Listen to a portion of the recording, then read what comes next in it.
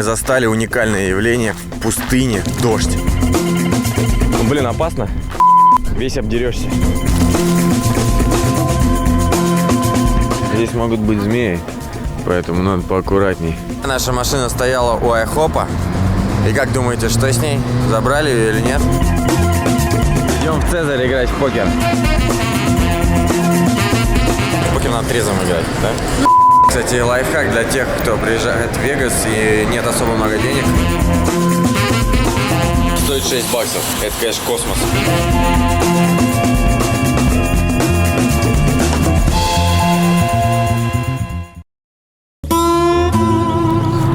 Ребята, всем доброе утро. Мы едем в сторону Долины Смерти. Хотим сейчас кинуть там машину по пути где-то и пересесть в Витину тачку, чтобы на двух не ехать. Настя уже туда пересела. Она говорит, что от меня очень сильно пахнет перегаром, поэтому она не хочет со мной в машине ехать. Чем закончилась вчера русская пати? Два мексиканца, не знаю, каким образом они вообще оказались на этой русской пати. В общем, два мексика что-то не поделили, один из них кинул стакан в другого, но попал в меня и разбил меня в голову. Но у меня все нормально, просто шишка небольшая. А осколки отлетели в Витю, и ему немножко порезало лицо. Ну, там не совсем небольшая ссадина.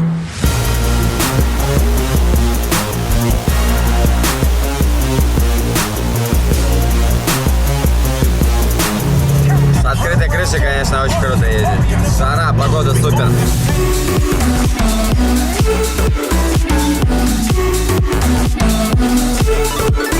Как тебе вчера пати русская? Покажи лицо, покажи лицо. Там лицо у меня. Чуть-чуть поцарапали, да, стаканом? Беспонтовочно. Короче, ребят, лайфхак от Зарины. Что нужно есть в Айхоп? Нужно... Кстати, мне это тоже в прошлом году я приехала с России, мне посоветовали, что здесь кушать. Это самое-самое. Вот, а мы лошары, а он даже значком помечен, типа, ребят, берите меня. Вот это завтрак, я понимаю. Пахнет очень вкусно. Огонь. Счет $116. Это мы еще с собой взяли. Моцарелла стикс, гамбургеры и сэндвич. Я говорю, ребят, давайте где-нибудь становимся в хорошем месте поедим. А она говорит, не-не-не. Нет, так это мы остановимся, это просто чисто, чтобы под сериальчик. Прошу прощения. Я заходила к вам в офис обсудить признание вины, но вас там не было.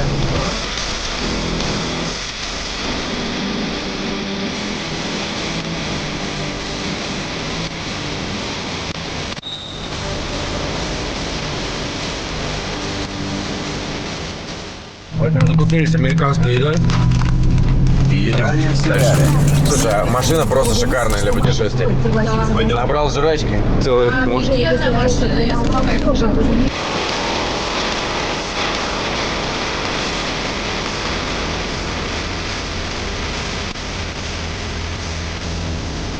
Брошенные города проезжаем, на золотодобычу все приезжали, а сейчас здесь никто не живет, все побросали. Мы приехали на какую-то свалку по дороге на Долину Смерти. Здесь вот тачка брошена. Пипец. Сейчас какой-нибудь зомбак вылезет.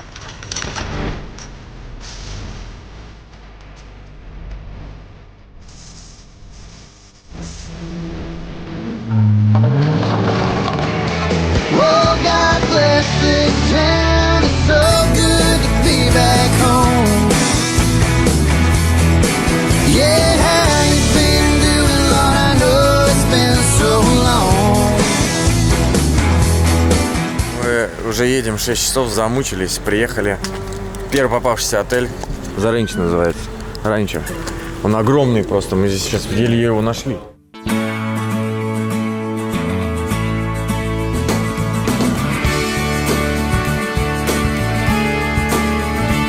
Та-дам! Смотри, как там круто, Настя. Вот это огонь! Слушайте, это, подождите, это газ получается, что ли? Да, с угольками. По-любому. Да, газовая труба вон. Но все равно круто придумали, да?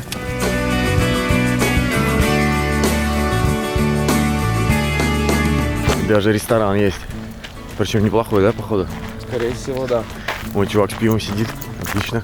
Это хороший знак. Когда стоит едкий запах пива, как в пивнухе в нормальной.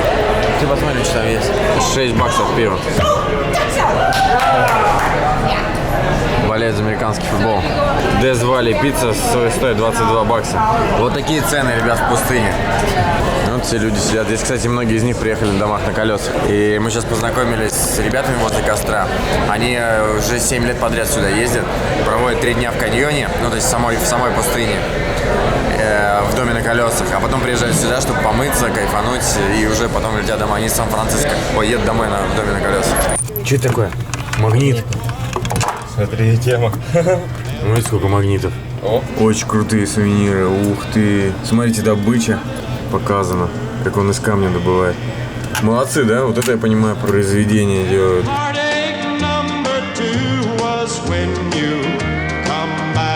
Будем маршмеллоу жарить? Да, будем? Давайте. И сосиски? Сосиски и хот-доги сделаем американские. Вообще огонь. Трекинговые палки есть такие, смотрите. Интересно, сколько может стоить деревяшка в пустыне? $19. 19,99. 20 баксов вот такая палка. Давай, Надь. Вау, блин, ну нет, прохладно. Не горячая, да? Ну не, тихо, тихо, нет. Холодно.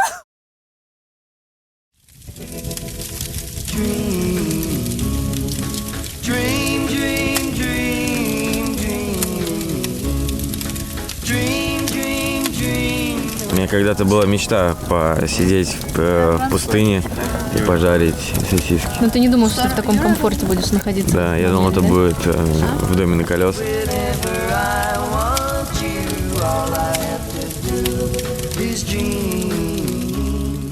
Буря, дело серьезное. Сейчас поедем в город Признак и еще два поинта, где самые интересные места. А сейчас поедем, позавтракаем быстренько.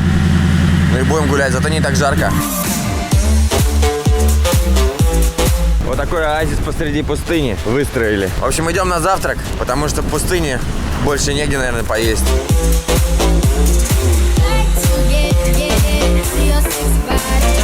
Приехали на первую точку, называется Золотой каньон.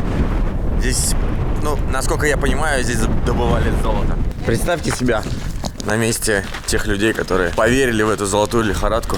Как сейчас биткоины, наверное, люди. То же самое. Строится вся инфраструктура, города. А в результате это становится туристическим местом. Потому что золота как такового здесь и не было много.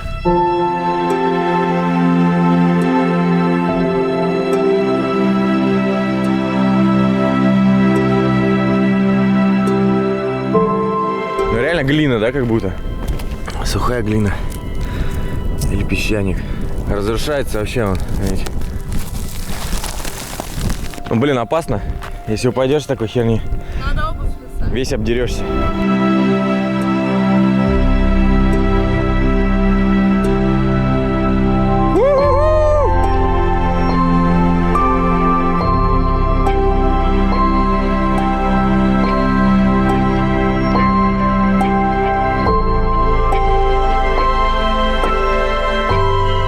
На еще одно место, которое называется Дьявольский гольф.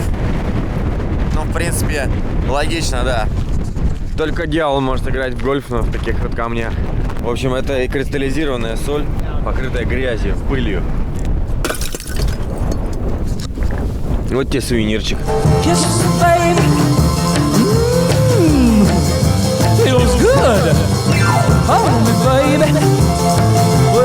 Приехали в место, которое называется Природный мост. Я примерно представляю, что это такое. Это, скорее всего, как-то красиво обвалилась скала, и в ней есть проход. Пойдемте посмотрим. Вот здесь написано, что очень много змей, и они прячутся в кустах. Очень сильное обезвоживание, температура до 93 градусов здесь разогревается. Прикинь, 100 градусов. Можно Да, сразу нужно отъехать. с собой 3,5 литра воды брать в пустыню на день на одного человека. Жара, конечно. Я не представляю, что здесь летом творится. Лучше приезжать зимой. Время 15 минут первого. Бывший водопад, смотрите, как вымыл скалу. Как будто гигант выдолбил. Причем ювелирная работа.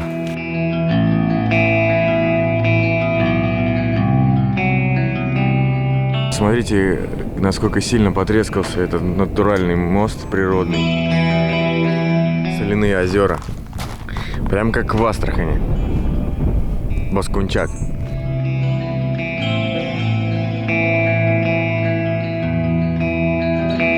Ребята, нам очень повезло. Мы застали уникальное явление в пустыне – дождь. такого я еще не видел. Смотрите.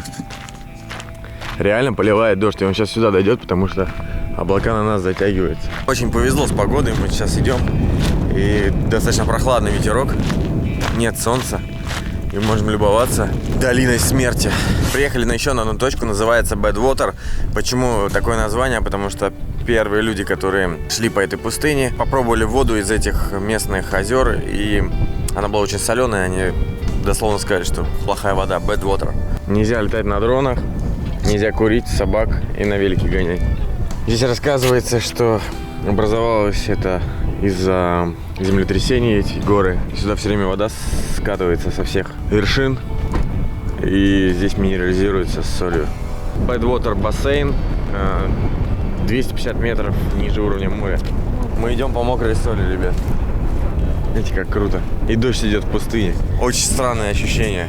Дождь в пустыне, под ногами соль. Круто.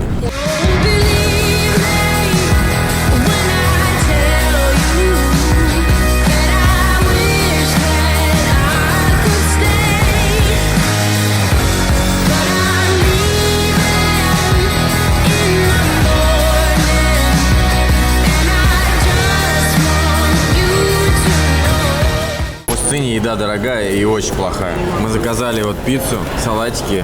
А, кстати, пицца очень даже неплохая. Неплохо выглядит. Да, и это стоило $131. Здесь салат, мы еще этот салат взяли. Вот мы дураки, а. Будем знать в следующий раз. Значит, это называется психанули.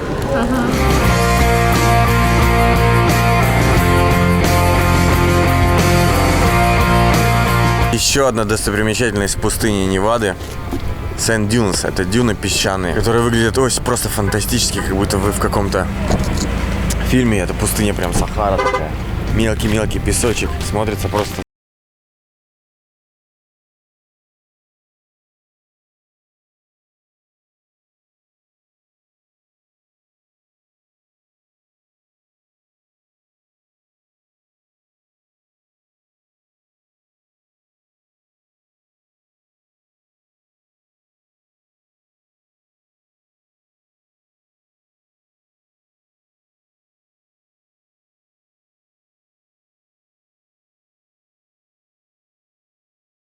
Хотя здесь запрещено, и там табличка есть.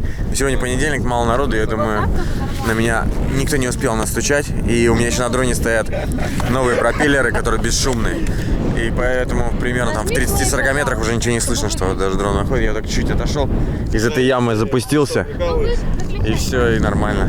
Ребята, всем привет! В этот раз мы опять отправляемся в Вегас. Я хочу вам продемонстрировать, насколько я повысил свой уровень игры в покер. Я сяду за стол и попытаюсь обыграть просто тех людей, которые будут сидеть за этим столом.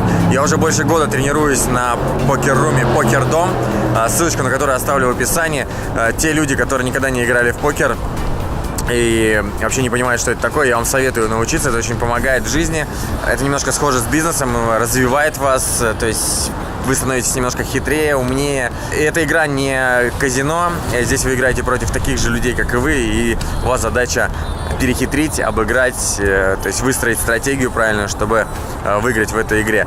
Для тех, кто впервые регистрируется на Покердоме, я оставлю ссылочку в описании, вы можете перейти и получить бонусы от Покердома. Также мы проводили недавно турнир с подписчиками, где многие выиграли айфоны, айпады и другие ценные призы. Также мы ездили на Мальдивы и еще ездили с Покердомом в Сочи. В общем, все эти проекты были очень интересные, поэтому играйте в покер, развивайтесь. Не обязательно играть на деньги, можно играть на желание, как мы это делали на Мальдивах, либо на наказание.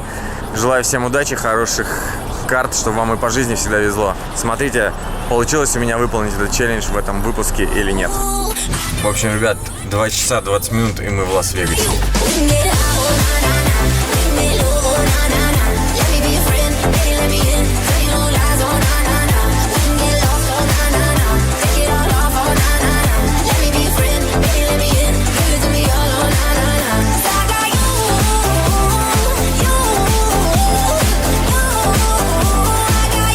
Смотрите, как здесь красиво. Кстати, лайфхак для тех, кто приезжает в Вегас и нет особо много денег, приезжайте в будни. То есть сегодня номер будет стоить примерно в 2 раза дешевле, чем в выходные. И можно снять Сью за $200. Это очень круто, очень сам покажу. В выходные дни он будет стоить долларов там 700-800, то есть бывает и в 3 раза дороже. Потому что приезжают каталы, те, кто постоянно играет, те, кто профессиональные игроки в покер, у которых сюда бесплатная поездка на самолете на частном и бесплатное проживание, так как они очень много денег проигрывают. Поэтому здесь в отеле есть такая специальная программа лояльности. Если вы проигрываете, по-моему, сразу порядка $10 тысяч, вам дают карточку, которая вам предоставляет 2 раза в месяц бесплатный отель. Потом вы проигрываете там $100 тысяч, вам предоставляется уже там перелет обычным самолетом несколько раз там в год.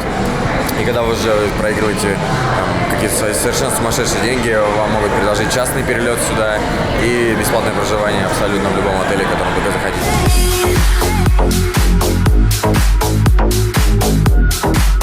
Ну, номер козырный, я вам скажу. Вот, джакузи с окном. Вау. Вот это красота. Кстати, в Космополитене есть самый вкусный буфет. Сейчас пойдем, мы вам все покажем. Смотрите, какое здесь огромное казино.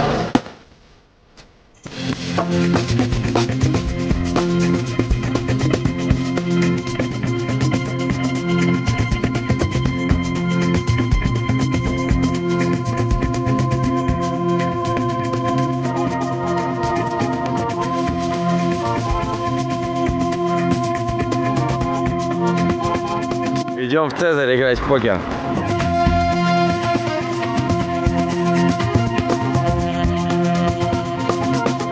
Ребят, устроился в покер, считайте, отбил проживание в отеле. И при этом я опять не пил, я опять выиграл. Вот в покер надо трезвым играть, да? Ну смотри, кто. Тебе надо трезво играть в покер, а некоторые даже накуренные сидят играют. Да, ребят сидят, траву курят. Ну ладно, все, мы пошли спать. Завтра в 8 утра встаем и едем в Лос-Анджелес. В Лас-Вегасе мы всего лишь одну ночь проводим. Галочку в Лас-Вегасе поставили Дон, в покер поиграли.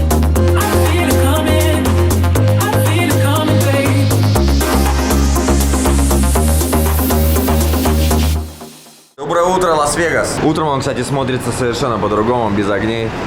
И не очень красивый. А нам пора ехать в Лос-Анджелес. Быстренько выписываемся.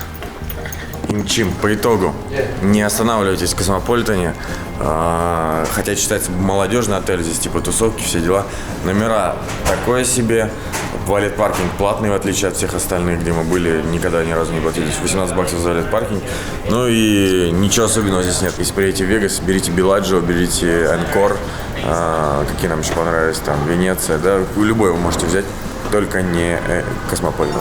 Они очень прикольно делают с ценами, то есть говорят одну цену, и написано одна, а в результате там таксы, еще что-то, еще депозиты и прочее. Получилась цена $400 за ночь. Мы отдали за один номер. За $400 в Белладжио можно снять сьют огромный с баней, с хамамом.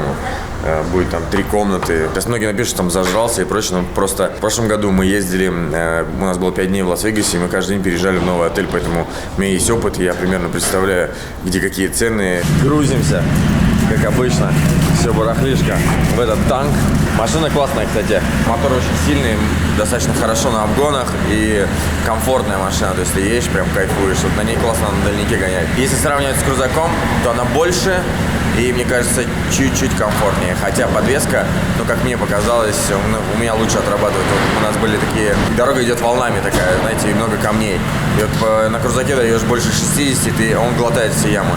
Этот не глотает, немножко так подтряхивает. Ну, то есть, мне кажется, подвеска чуть-чуть пожестче. Назад можно квадрик закинуть и там мотик. В общем, машина для путешествия офигенно.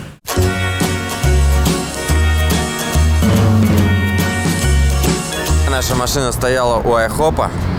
И как думаете, что с ней? Забрали ее или нет? Та-да! Вить, что там? Штраф? Да, до 28 числа как раз мы успели, Tuesday. End of day. То есть, если бы уже сегодня мы не забрали, то штраф был бы? Завтра они бы увезли его на ТОУ, а ТОУ там уже чаржит по-своему. Жесть. На штрафстоянку, короче, забрали бы, да? Да. Покедова. Давай. Санек. Приятно было познакомиться. Знакомство. Мы еще увидимся обязательно. Ждите в гости, кстати, обязательно к вам здесь приедем.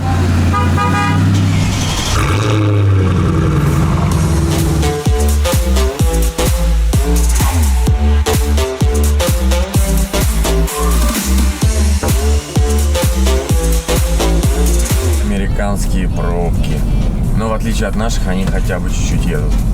Они нормально едут вообще. Ну да, нормально едут. А наши стоят вообще жестко. Мы заехали в фермерский магазин. Сейчас накупим продуктов и будем готовить. Смотрите, есть тунец из Индонезии. Рибай стейк. О, вот это. Вот возьмем такие. Это идеально будет. Набор прикольный. Beef Stew Meal называется. Здесь мясо, картошка, лук и морковка. Можно сразу приготовить. Стоит, кстати, 17 баксов. Я взяла ноги краба, креветки, 2 стейка кальмара и эскалоп. И пасту сделать хочу. А из краба хочу крабовый салат сделать. А эскалоп – это гребешок. Сегодня нет у них фермерского салмона, поэтому брать не будем. Здесь есть дикий лосось, а есть фермерский. Фермерский вообще не рекомендую вам покупать, потому что так как он растет в садках, где очень много рыбы, а у природы есть такой механизм, который называется, ну, как, например, у свиней чума. То есть, если очень много рыбы, если очень много скопления животных в маленьком пространстве, это получается перенаселение, и, соответственно, запускается этот механизм, и рыба умирает вся. Ну, то есть, тем самым контролирует численность.